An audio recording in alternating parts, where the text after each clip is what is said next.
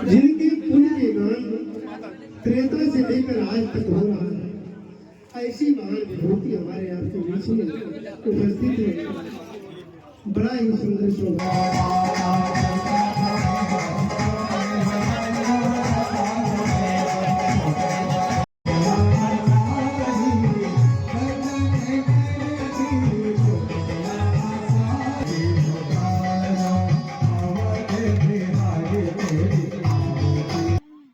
सभी संगवेरपुर वासियों को मेरी तरफ से बहुत बहुत दीपावली की शुभकामनाएं, धनतेरस की शुभकामनाएं। मैं यही कहना चाहूंगी कि अहोभाग्य हमारे हैं जो हम गुरुराज निषाद जी के वंशज हैं और आज यहाँ पे उन्हीं के संबंध में हम लोगों को यहाँ पे बुलाया जाता है।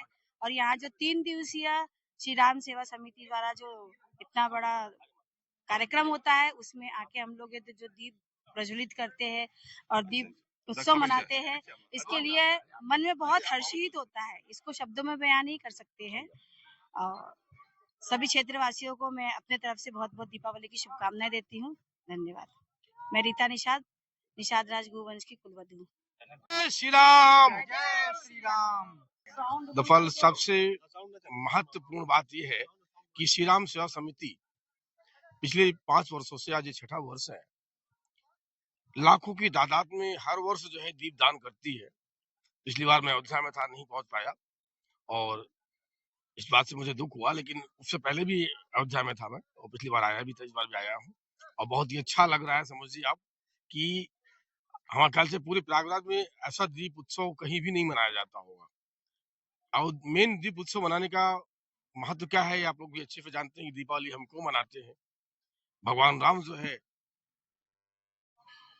जब उनकी वापसी हुई लंका से, तो पहला पड़ाव वापसी में उन्होंने सिंगीपुर धाम में ही किया। उन्होंने मना भी किया हनुमान जी से कि मैं यहाँ नहीं उतरूंगा, अगर विलंब हो जाएगा तो भरत जी अपना प्राण त्याग देंगे, क्योंकि भरत जी ने कहा था कि 14 वर्ष से अगर एक दिन भी प्रभु आप लेट हुए तो मेरी प्राण इस दुनिया में नहीं मिलेगी। ये कहते हुए हनुमान जी से पहले ही भेजे कि हनुमान जी महाराज आप जाइए और भरत जी से बताइए कि हमारा आगमन हो गया है।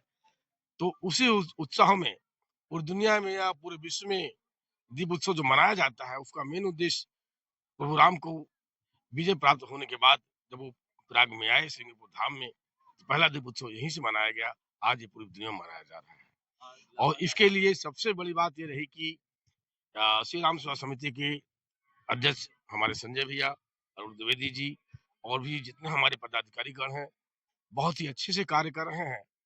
पूरे साल के साल इतनी मेहनत करते हैं, ये सारे कार्य छोड़ के सिर्फ समाज सेवा करते हैं, क्योंकि जब से सिंगवेरपुर डेवलप हुआ है उसके बाद प्रदेश से नहीं देश से विदेश से लोग आके सिंगापुर को देखते हैं, इस इतिहास की धरा को, यहाँ के निषाद राज किला को, प्रयागराज की धरती को, गंगा के तट पर आके सिंह ऋषि आश्रम को, माँ शांता देवी मंदिर को, निषाद राज मंदिर को, निषाद राज पार्क को, निषाद राज वाटिका को।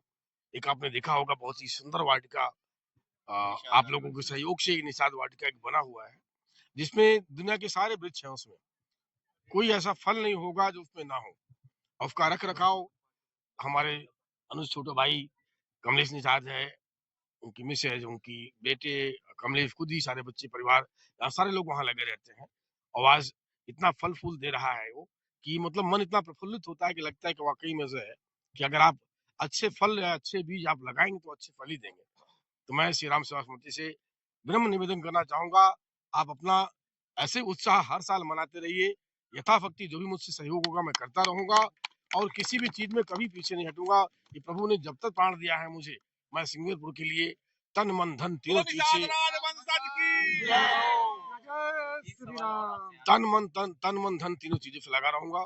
और मैं बार बार यही प्रार्थना करता हूँ कि कोई भी बच्चा समाज में किसी भी समाज का हो, किसी बिरादरी का हो, अशिक्षित ना रहे। मेरी एक ही दिल इच्छा है कि भिक्षा ना मांगे, दीक्षा मांगे। अगर उसके अंदर जो है दीक्षा है तो भिक्षा मांगने की आवश्यकता कभी नहीं पड़ेगी। वो चाहे निषाद समुदाय का हो, चाहे ब्राह्मण समुदाय का हो या किसी भी जाति का हो। अगर आप अशिक्षित हैं तभी आप भिक्षा लेने के लिए इच्छुक रहेंगे और आप शिक्षक हैं तो फिर आपको कोई आवश्यकता नहीं पड़ेगी। तो मैं सबसे निवेदन करता हूँ कि जो बच्चे यहाँ विद्यालय नहीं जा रहे हैं विद्यालय जाएं, या जो नहीं जा पा रहे, जिनका एडमिशन नहीं हो पा रहा है विद्यालयों में, वो मैं श्री राम सेवा समिति की तरफ से एडमिशन कराएंगे और उसकी सारी जिम्मेदारी हमारे बड़े भैया संजय तिवारी जी उसकी देखभाल करेंगे। और यहाँ समाज में सिंगापुर में किसी समाज की जाति की शादी विवाह होती है, अगर वो असक्षम है, शादी विवाह में नहीं कर पा रहे हैं कुछ भी, तो वो श्री राम सेवा समिति की तरफ से संजय भैया है, वो सब कुछ देखेंगे। आप इनसे एक बार बताइए बस। एक सवाल और यहाँ पर हर साल इस साल भी आपने जो असहाय लोग चावल लाए। देखिए हम सिंगापुर में कोई असहाय नहीं है, यहाँ सब बहुत धनाढ़ लोग हैं, देखने में असहाय आपको लगते हैं और किसी भी तट पे रहने वाला कोई असहाय हो ही नहीं सकता, और गंगा के तट पे रहने वाला असहाय तो कभी हो ही नहीं सकता, वो चाहे निषाद हो चाहे ब्राह्मण हो। और खुशी इस बात से मिलती है कि हम तो अपना परिवार समझते हैं, सिंगापुर को हम अपना परिवार समझते हैं, और इसलिए हर साल की भांति इस साल भी हम आए हैं लाई लावा मिठाई लेकर बांटने के लिए कि भाई त्योहार जैसे हमारे यहाँ मनाया जा रहा है हम प्रयाग में वहां मना रहे हैं। अब किसी कारणवश सब यहाँ सिंगापुर से चले गए हैं, लेकिन जो है हर घर में उजाला रहे, हर घर में त्योहार मनाया जाए और हर खुशियां सबके साथ मिलकर बांटी जाए। इसलिए इसलिए पहले जो है दिवाली पे हम लोग यहाँ दीपदान संजय भैया की तरफ से, अरुण जी की तरफ से, महाराज जी की तरफ से और श्री राम सेवा समिति की तरफ से हर साल होता है। ये छठा साल है, आपने देखा होगा लाखों की तादाद में दीप जल रहे हैं। ये सारा सहयोग, सारा प्रयास अरुण जी का और संजय भैया का है। डॉक्टर साहब एक आखिरी सवाल जी। घाट पर जिस तरह से दीपदान आज आपके हाथों द्वारा किया गया है, अगर इनकी क्वांटिटी यानी गिनती की बात की जाए तो कितने दीपदान आज किए गए? देखिए हमारे माननीय विधायक जी भी आए हैं और संजय भी आए हैं, अरुण जी हैं, महाराज जी हैं, काफी लोग हैं, हजारों की संख्या में भीड़ थी। आपने देखा होगा कि लाखों की तादाद में दीपदान हो रहा है और हर साल होता है। और इस दीपदान में आपने देखा होगा लाइन से दीप नहीं रहे, दीपावली का शुभ लिखा हुआ है, राम लिखा है, जय श्री राम लिखा हुआ है, जय सिंगीपुर धाम लिखा हुआ है, जय शांता मैया लिखा हुआ है, जय सिंगी ऋषि लिखा हुआ है, जय गंगा मैया लिखा हुआ है। तो ये बच्चे बड़ा प्रयास करते हैं तब ये जाके दीप जलता है। और मैं चाहता हूँ कि जैसे दीप उजाला दे रहा है इस तरह दुनिया में सब लोगों के जीवन में उजाले भरे रहे भगवान। यही मेरी माँ गंगा से विनम्र प्रार्थना है, शांता माँ से। मैं निफादात बंसल डॉक्टर बी के साथ